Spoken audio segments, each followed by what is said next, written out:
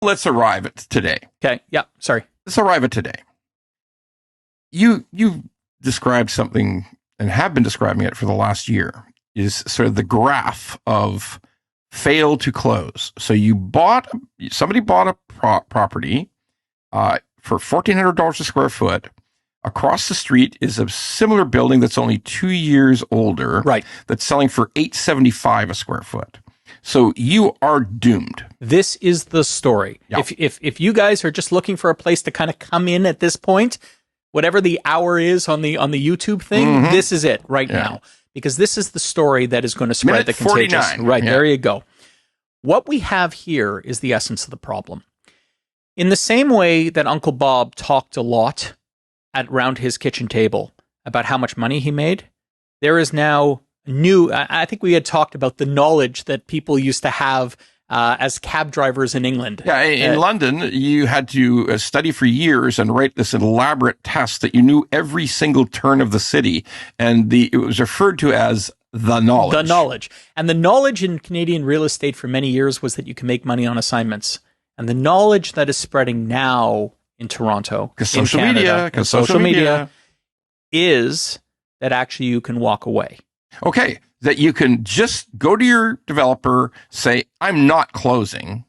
You can keep my deposit, and I'm going to forget about you. Correct. Now, there are repercussions to this. In fact, I did a whole video on the repercussions. It immediately made 1,200 hits in a single day or something, and I didn't even make it for public consumption. I made it for my own clients. But now other lawyers are using this simply to show people what the ramifications are. There are ramifications for walking away, but it's legal to breach a contract. And I'm going to start there. You don't go to jail. No. It's illegal to drive 101 kilometers down a highway. It's illegal to trespass on someone's property. It's not illegal to breach a contract. That's a tort action. That's correct. Or even or criminal action, perhaps, in some instances with battery or anything else. But it's not illegal to breach a contract. There are consequences, to be sure. And the consequences are not just the release of the deposit. They can come after you for more. So you lose your deposit for sure when you walk away. Yeah. That's gone. Yep.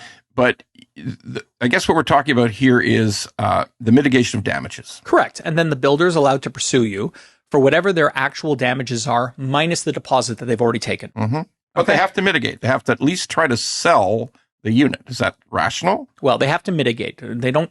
There's case law out there that says they don't. I don't want to be all lawyerly here, but there's case law that says it doesn't necessarily require you to sell. But yes, the idea is they have an obligation to mitigate in an expeditious way, and you can challenge them if they haven't done so. And in most instances, that means sell. Right. Yes, 100%. So what we're faced with now is the knowledge through both front page of the Star and the Toronto Star, and through social media groups that keep talking about this endlessly.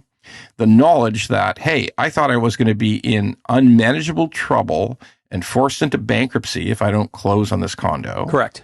But it sounds like now all that happens is I lose my deposit, which is gone. It's been gone for 5 years. And I can sort of walk away from this thing. So I might as well. I'm just going to tell them I'm not closing. Right.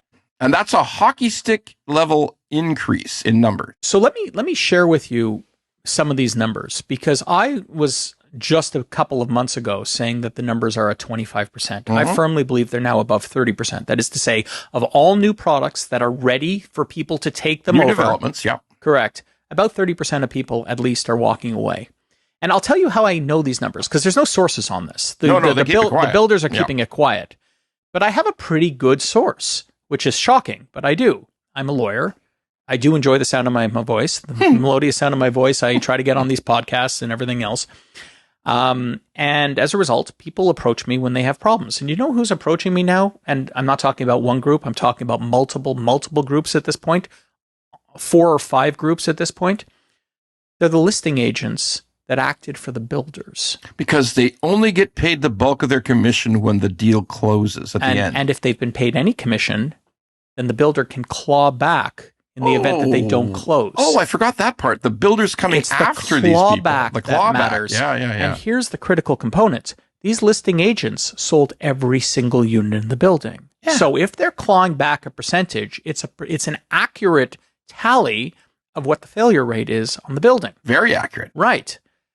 25 to 30% is coming from these stats. And this is, again, not one group in particular. So this is multiple groups that we're moving past anecdotal. We're moving past anecdotal into a data source that's little understood, but is real. Yes. And this is telling you that we're getting up into the 35% range of people who are just saying to the builder, the builder's saying it's time to close. 25, 30. That's where I'm ready to go. But I think we're going to see that change radically in the next couple of months. Yes. We know through this method, and by the way, it's a brilliant method.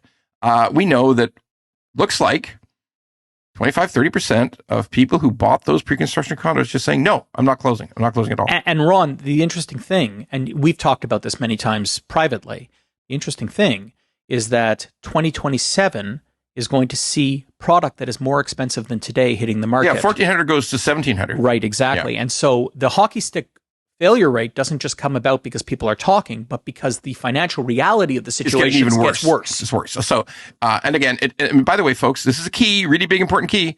Rents continue to drop for new rentals. Well, okay? that is. If I had one thing I want people to take away from the show, it's that very point. All right. So let's get into Contagion. Yes. So we're going to guess that this hockey stick graph will continue upwards. Correct. And eventually we hit a number where 50%, and we might hit it this year, easily hit it this year, where 50% of the buyers say, I'm not going to close. At that point, you got a problem closing the Condo Corp, right? Correct. Well, you need 50% of the units to transfer in order to have the Condo Corp's first meeting and everything else. So what I'm talking about now, folks, is that the builder can't form the Condo Corp. And, it could get to 60s and 70s. We don't know. Percent of people who will say, I'm not going to close. The builder has a problem, not just with themselves having a problem, but with their bank covenants. They have a problem. Well, bank covenants, for sure. But I've and again, forgive me, because again, you don't challenge Ron Butler, but still, I'm going to do it. I've never actually I know I've heard you speak about that many times. I've never seen that as the fundamental problem, because if you go to 60%, I'm convinced that there'll be some investor out there, there'll be some bank, someone will own them, turn over the units, and then rent them out. But it's in the rent, it's the fact that these physical units exist in their incantation, and the only way that they revenue generate is through rents, that ultimately allows the contagion to spread. That's where I think the story is. So the true contagion that we're discussing is, set aside what a bank is going to do if their covenants are broken. We'll just pass on that for today. But when these people who can't close, and I think this is a truism. Does anybody just own one pre-construction condo? No. Yeah. People who are coming to my office are telling me stories of 4 or 5, and sometimes on incomes of $60,000 a year. Sure. So what we got here is a true tulip bubble burst. Correct. It's like, hey, the only way we assign valuation is that somebody was willing to pay more. That's right. There's no underlying value. There's no mathematical sense to this, because there is no mathematical sense to this stuff. In any kind of a rental purchase, any kind of investment to be a landlord, all you think about is rents. That's right. Versus income versus outgo. That's all it's supposed to be. That disappeared in Cash has not been king for 5 years. 2015, it disappeared. Okay, so where we reach right now is, where did they get the deposits? Where did the deposits come from for these people buying 2, 3, 4, 5 condos? You've got to put the deposit down. So it came from, in all likelihood, a HELOC on a house. Correct. That's where it came from. Because Canadian productivity has been in the toilet. The only asset that they've been able to realize on has been their homes. And this is where the contagion is. Because whether or not a unit fails to turn over or not, it's hitting the market. And the only revenue generation material for that unit, as you call them, mostly dog crate condos, is rents. And as a result, even if the market is flooded, that unit is coming to the market for rent. And what we're going to have is a classic oversupply of product. Right. And this is really important, because people keep challenging me on this. Ron, in a housing crisis, which we know exists, how can these condos have so little value, or why can't we rent them? Because, folks, rent is the outcome of these stagnant wages. That's right. So it doesn't matter. You can invent a story. And by the way, can we put a roommate in there? Hell no, it's 485 square feet. You might have to sleep standing up if you're a roommate. Okay? Because we're reverting to the real. And if you're wondering, because people at home are probably wondering, well, how does that work? I mean, a physical body doesn't go away. Well, no, but a physical body will stay with mom until the age of 30 now. Or 32. Or somebody will couch surf. Somebody who loses their job will couch surf. Or parents will move in with kids. All of that. We are, this is how it happens. And the problem that we have now is whether it's dog crate condos or not, we have an abundance of them hitting the market, pushing down rents. 40,000 units and over 2 years. And when you can push down rents, and even if they're all in one area of the market, it starts to affect the rents of all. Because Exactly. This is really important that what Mark's brought up, that somebody who thought they were safe in their condo that they bought in 2012 that has got okay rents and you paid so little for it, the goddamn monthly maintenance fee keeps going up, the property tax goes up, and if rents are coming down because these massive number of dog crate condos are hitting the market that have to be rented because it's a receivership thing or it's somebody stepped in and bought the place for 50 cents on the dollar, whatever it was. That's right. That their only asset is to push out the rents. They have to come down. Right now we got some people offering 3 months free rent on a 2-year lease. So it goes on and on. Now, this is where the contagion is. Right. Because so many of us, even those people who didn't partake in the height of the bubble, are reliant on rents in order to fund investments. We have what is effectively becoming an illiquid resale market if you take a look at the MLS stats of the past couple of months, which, by the way, is not going to be getting any better thanks to Trump and his tariffs.